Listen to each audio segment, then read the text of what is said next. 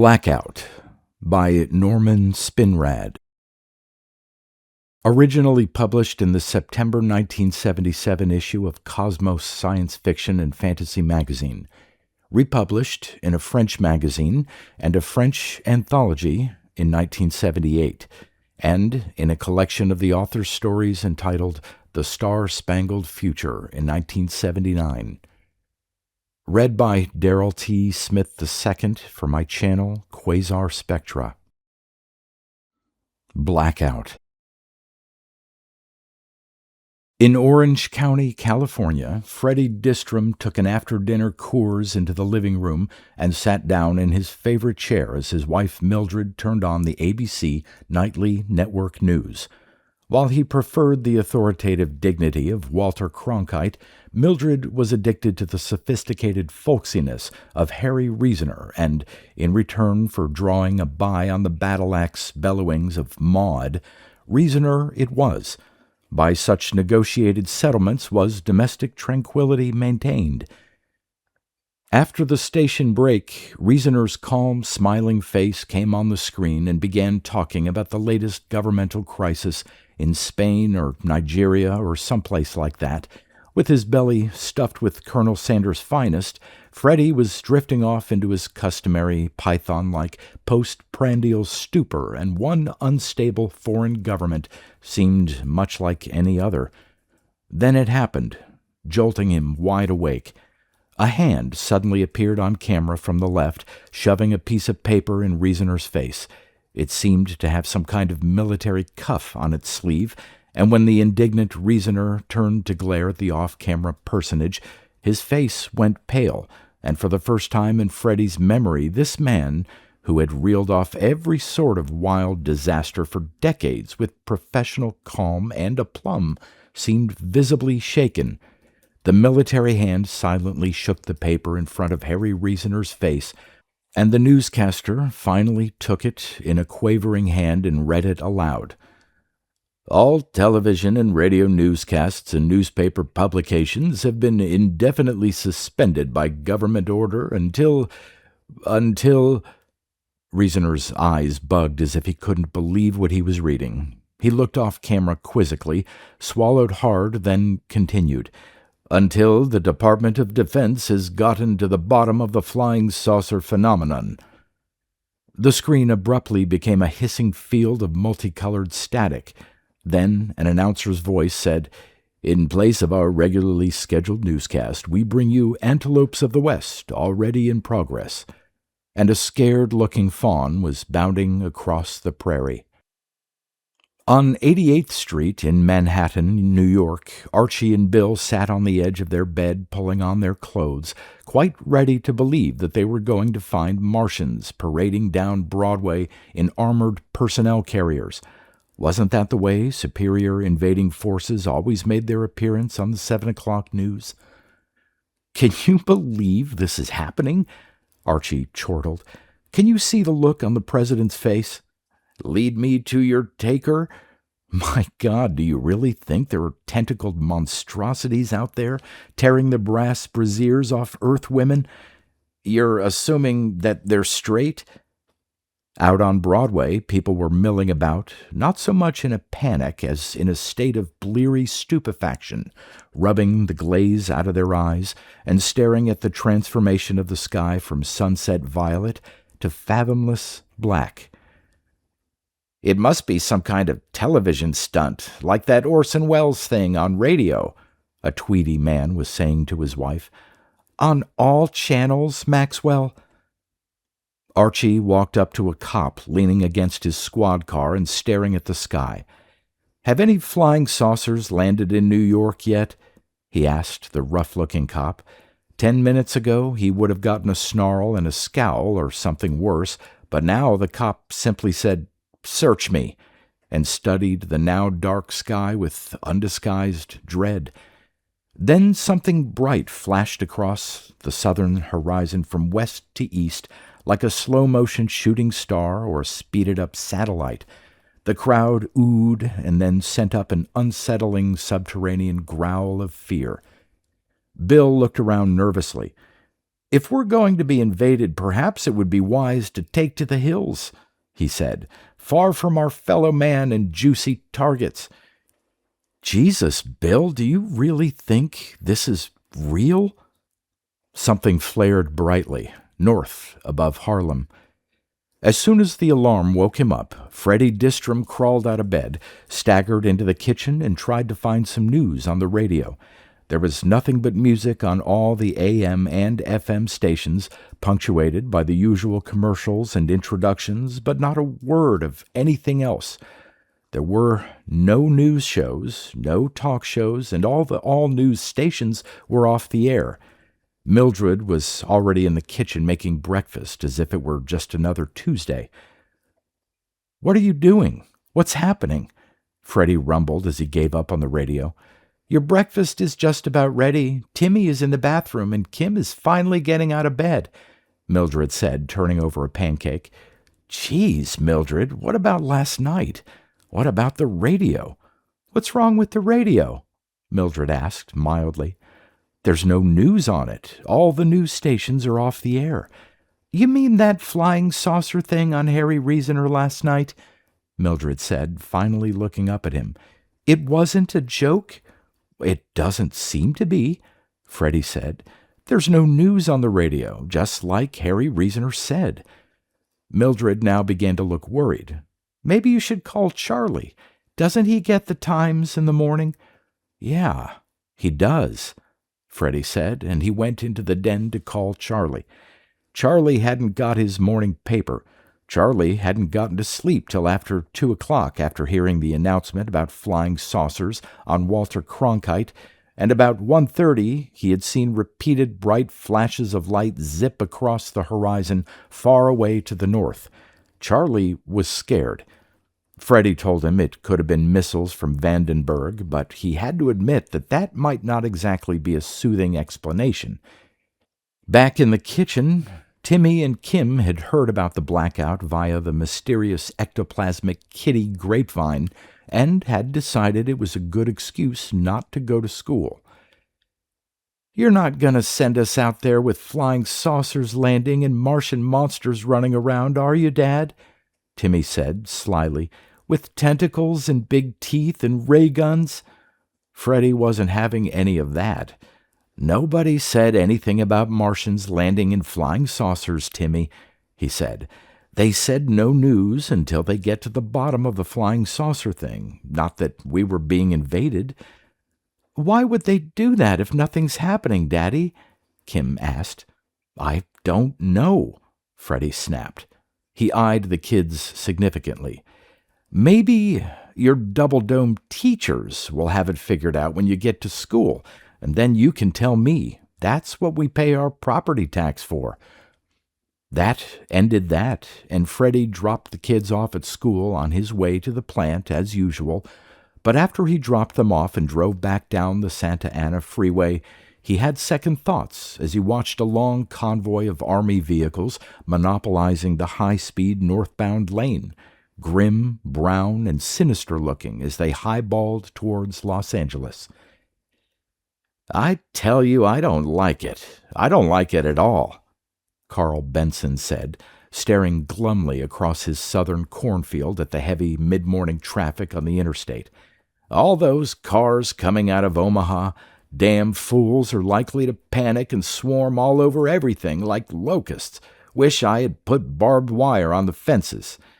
"A lot of good that'd do if we're being invaded by space people," Ben the foreman said, spitting a stream of tobacco juice in the general direction of Washington. Carl snorted. "They got you believing that nonsense, too?" he said. "Flying saucers. It'll turn out to be just the Eastern Press liberals trying to stir up some trouble.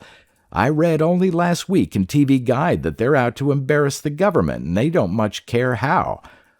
"Was the government that made the announcement, Mr. Benson." "Arr!" Carl threw up his hands.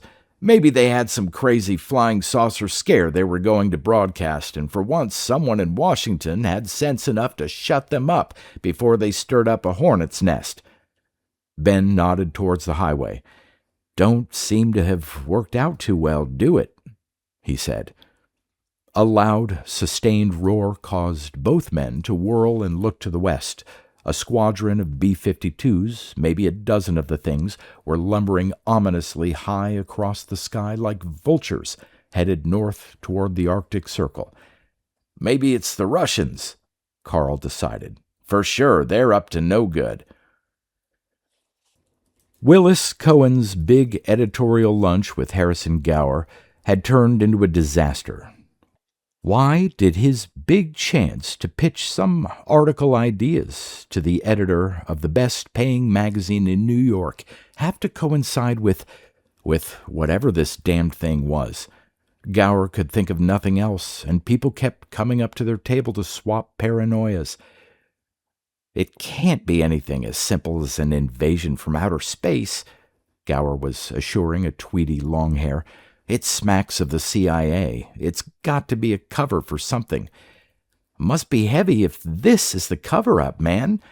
Maybe it's a coup," Cohen said, trying for the 10th time to reassert his presence.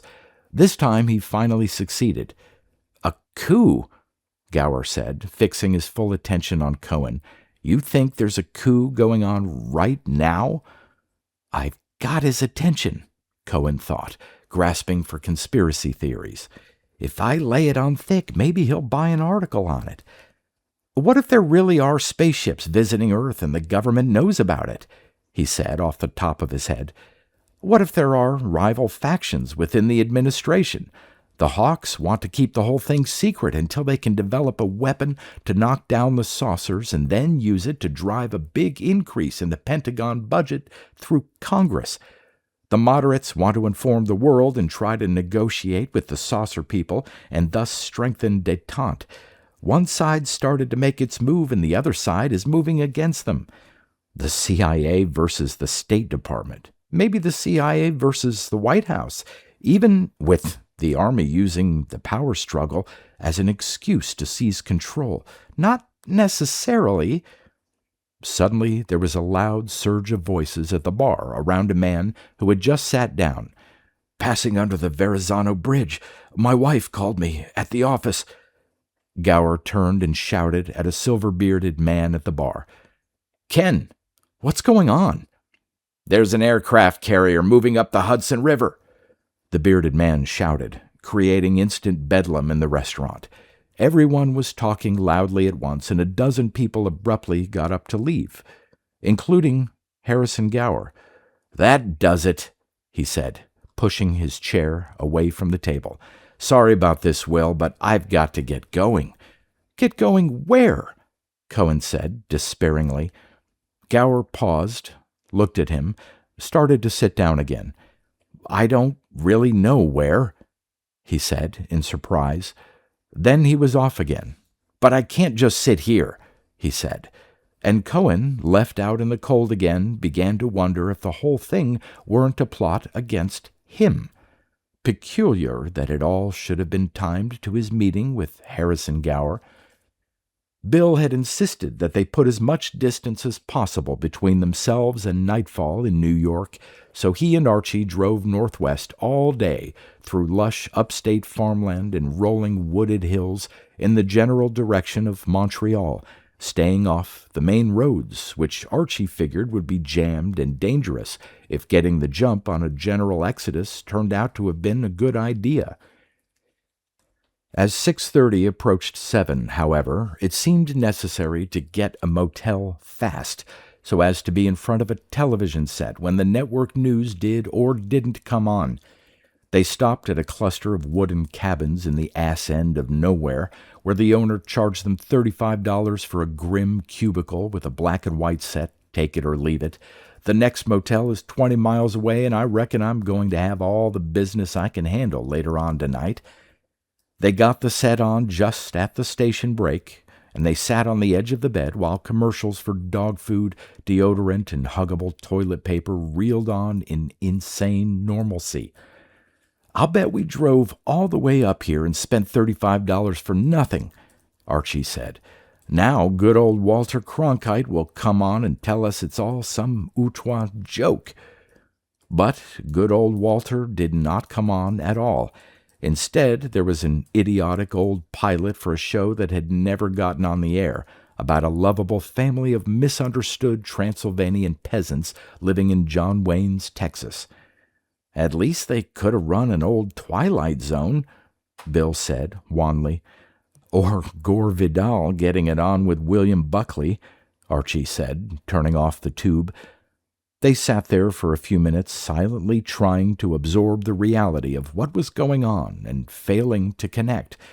Then, without saying anything to each other, they went outside into the empty parking lot. Night had come on, and here in the country the sky was an immensity of stars glowing over the black outlines of the hills. Occasionally a lone car moved down the road, ghostly bright and loud in the dark silence. There was traffic up there among the stars. They could see it. A blinking red light moving across the western horizon, a star that moved in a deliberate parabolic curve across the top of the heavens, things flying in formation far to the east. "You know, Archie, out here you can believe it," Bill said. "You can just about believe it. But what would they want with us? Our cities are fetid sights. Millions of us are starving, we're ungrateful, vicious creatures, and welfare is bankrupting us. Wouldn't any self-respecting space monster look for a tonier neighborhood to move into? Maybe we're a rare French delicacy to them," Bill suggested. "Like a good moldy Roquefort. Haven't you ever been cruised by a fart sniffer?" Archie giggled nervously, but his flesh crawled. Something loud was moving across the sky, unseen, far away. Dogs began to howl.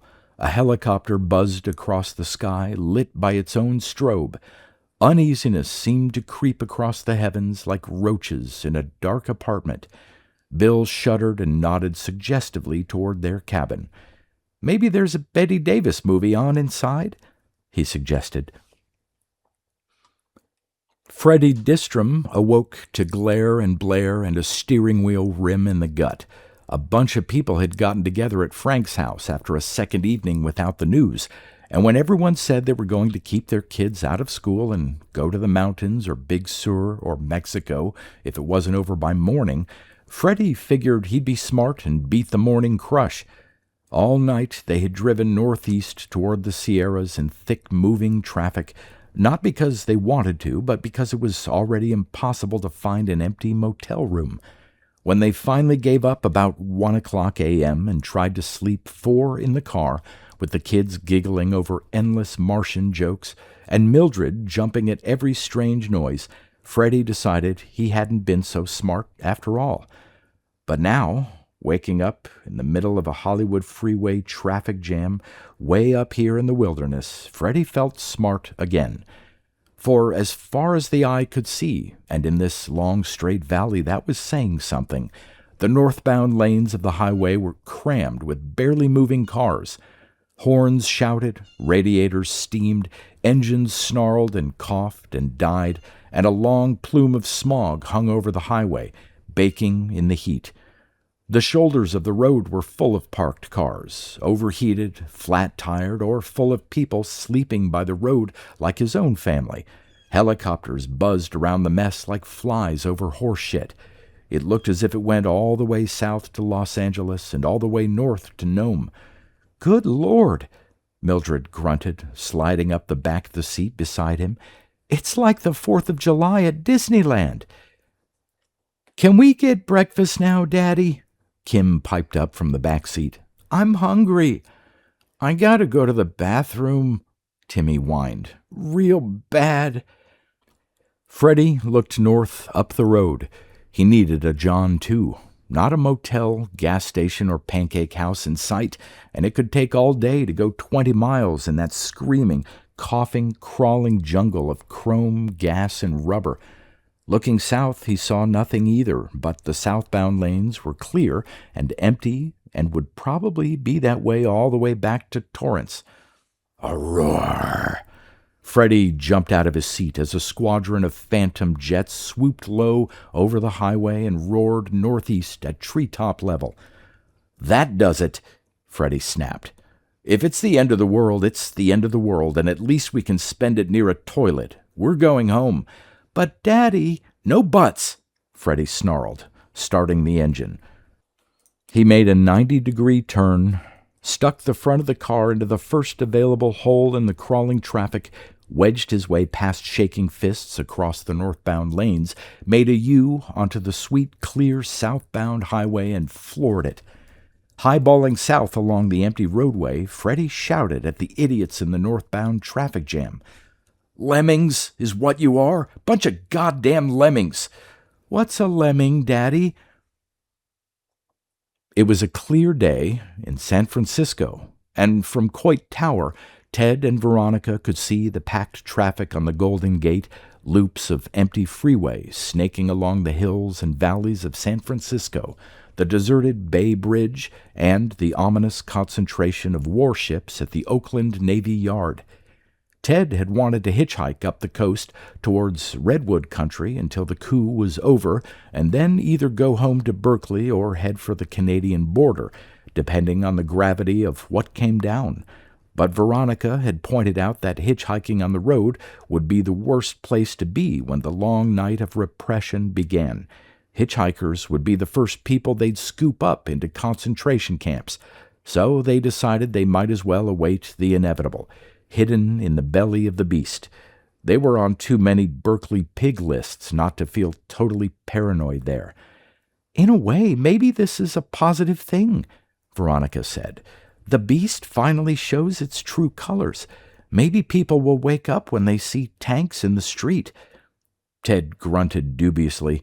He hadn't seen any tanks, though there seemed to be a lot of helicopter activity and comings and goings at the Navy Yard, and the people had either taken to the hills running from Martians or stood around sullenly in confused, isolated little groups.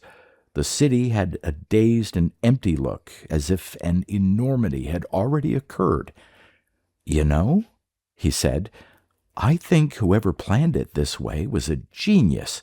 The cities are emptied out, troops can maneuver at will and secure all the strong points, and when people finally drag themselves home, sweaty and beat, it's already all over and there's no energy to resist.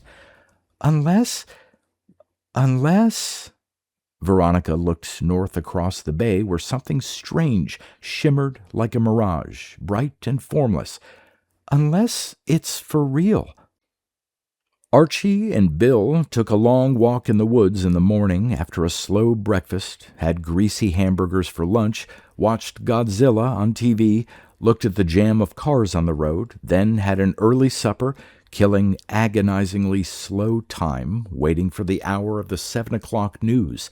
Stupefying bucolic boredom had made them decide that they would head home, unless there was an announcement that the Army really was battling invaders from outer space in the streets of New York. This coitus interruptus was just too enervating. At 6:50, they went inside and turned on the tube, watched the last 10 minutes of a Star Trek in which Captain Kirk had been forced to change bodies with a woman, then turned to Channel 4, hoping for the soothing moderation of positive old John Chancellor.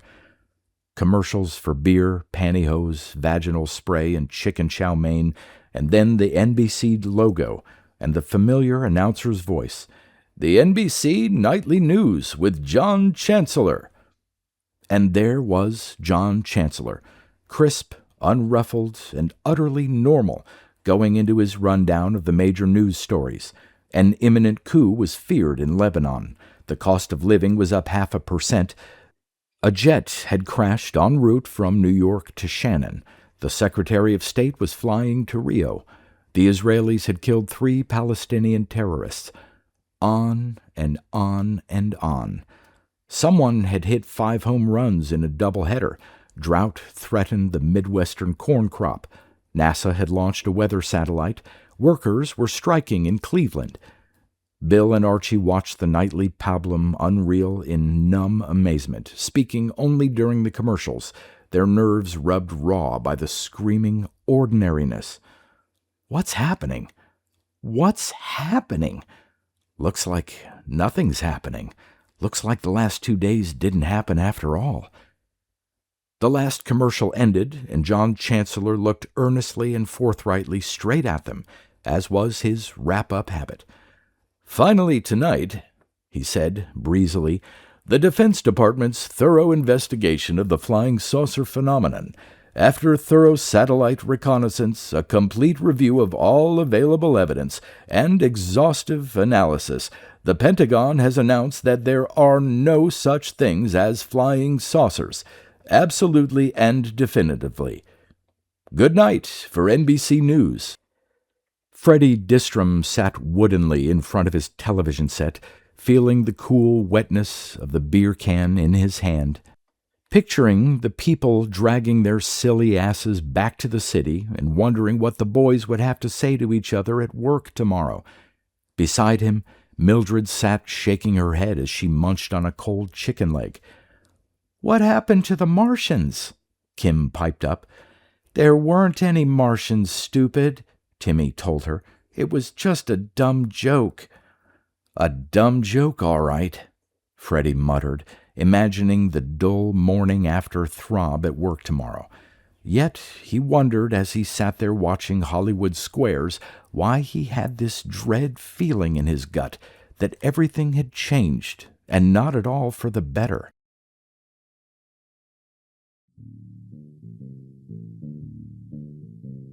You've been listening to pre-1990s speculative fiction readings with a highlight on science fiction by Darrell T. Smith II. Please consider clicking the donation link in the description box. Thank you so much for your time and your imagination.